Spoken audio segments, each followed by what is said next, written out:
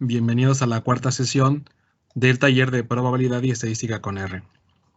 En esta sesión vamos a tratar el tema de usos del R para estadística inferencial. Básicamente nos vamos a concentrar en dos temas principales, el de intervalos de confianza y el de pruebas de hipótesis.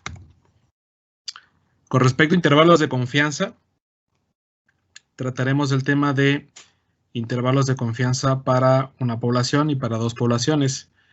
Dentro de lo relacionado con una población, haremos inferencias sobre la media, veremos algunos de los casos, la proporción y la varianza. Y para dos poblaciones, haremos inferencias sobre diferencias de medias, diferencias de proporciones y cociente de varianzas. Lo mismo para prueba de hipótesis, el esquema es muy similar. Bueno, para no perder tiempo, nos vamos directamente a la cuestión operativa con el software. Bueno, en este caso estamos suponiendo que ya están familiarizados con los temas y que conocen a profundidad cómo hacer inferencia sobre parámetros poblacionales de una sola población o bien de dos poblaciones. Para no perder tiempo ya escribí el código que voy a utilizar y voy a explicar de manera detallada cómo nosotros podríamos construir intervalos de confianza mediante fórmulas y también haciendo uso de las funciones internas del software. Bueno, voy a generar por ahí una pequeña base de datos a partir de simulación.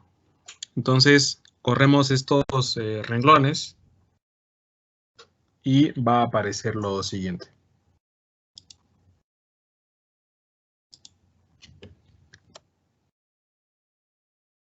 Si nosotros imprimimos pantalla, lo que vamos a obtener es esto que está aquí.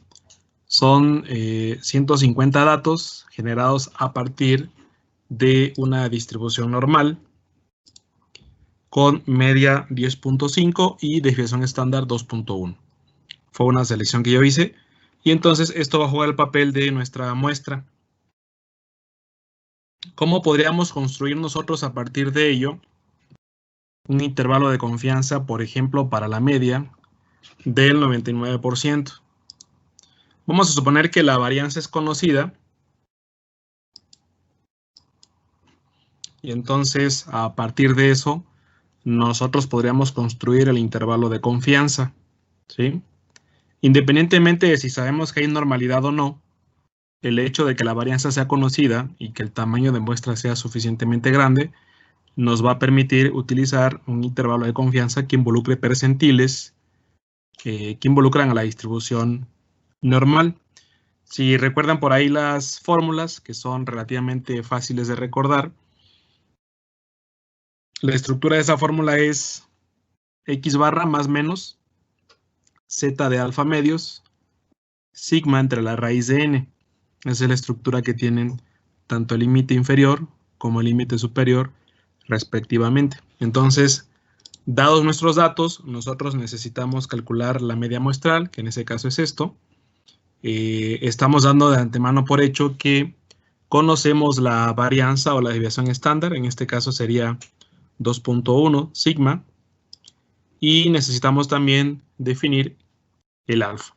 En este caso, como se trata de un intervalo del 99%, el alfa sería de 0.01 y alfa medio sería 0.005. Aquí ya asigno el valor de alfa. Necesito calcular un percentil que se va a llamar z de alfa, que en realidad es z de alfa medios. Entonces utilizamos la función para calcular percentiles, que es qnor. Ponemos ahí el área que deseamos y colocamos la indicación de que va a tomar como referencia la cola derecha de la distribución. N, que es la cantidad de datos muestreados, pues sería la longitud de X, ¿no? Recuerden que X es un vector donde está guardada toda la muestra. Bueno, a partir de ello construimos el límite inferior y el límite superior y posteriormente los voy a guardar en un vector que va a tener dos entradas. La primera entrada va a ser el límite inferior y la segunda entrada va a ser el límite superior. Voy a correr esta parte del código y vamos a ver qué obtenemos.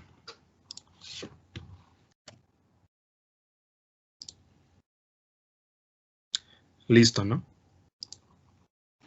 Una vez corrido el código, lo que obtenemos es que el intervalo de confianza del 99% para el parámetro mu, en este caso, es el siguiente: 9.89, 10.77.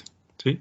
Recuerden que esto tiene una interpretación frecuentista y la idea aquí es que si yo realizo 100 veces el muestreo con el mismo tamaño de muestra, lo que va a pasar es que 99 de los 100 intervalos esperaríamos que contuvieran al parámetro.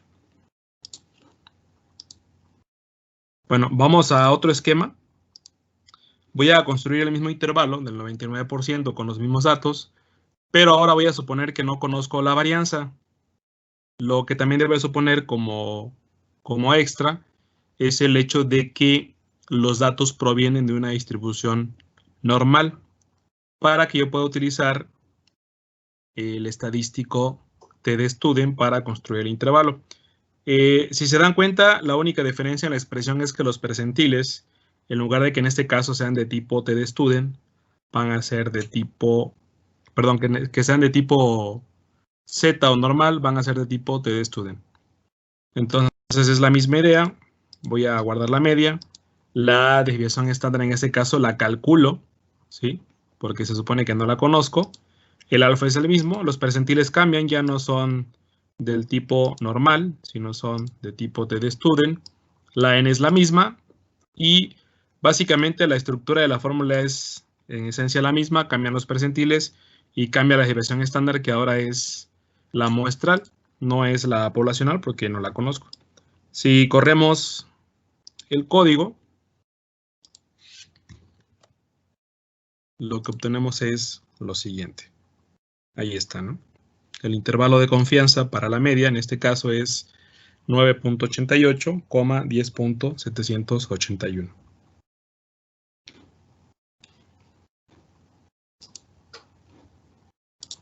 Bueno, en el caso de la media en específico, digamos que para casos prácticos, generalmente esa varianza o desviación estándar nunca es conocida. Entonces, el software como tal trae la prueba. Podríamos utilizar directamente aquí la función t.test para construir el intervalo. Lo único que necesitamos es decirle al software dónde están guardados los datos. En este caso, recordemos que están guardados en la variable x.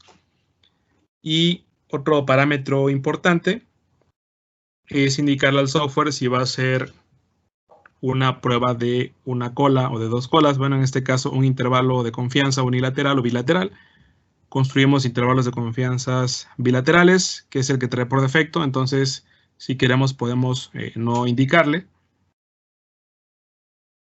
Y otro parámetro importante es el nivel de confianza. Por defecto, el software indica 95%. Nosotros lo queremos del 99%. Le damos Enter y automáticamente nos va a dar el intervalo de confianza, que es este que acabo de subrayar. Contiene por ahí algunos otros valores que hacen referencia a una prueba de hipótesis. En este caso no los voy a tomar en cuenta. Simplemente tomo aquí en cuenta el intervalo de confianza. Esto que aparece acá es el estimado muestral de la media, 10.33. Podríamos comparar el resultado que obtuvimos programando la fórmula y el que nos dio el software y vemos que es exactamente el mismo. Entonces, en este video aprendimos cómo construir a partir de la fórmula el intervalo de confianza para la media en dos esquemas distintos y además aprendimos cómo poder utilizar la función interna del software.